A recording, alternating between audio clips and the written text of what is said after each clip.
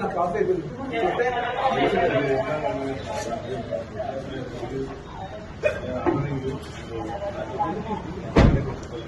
Sir మీరు ఏం order చేయండి, ఏం ఆర్డర్ చేయండి. ఎందుకంటే అర్థం మార్చుకుంటారు బయట ఒక మనిషి పంపించమంటే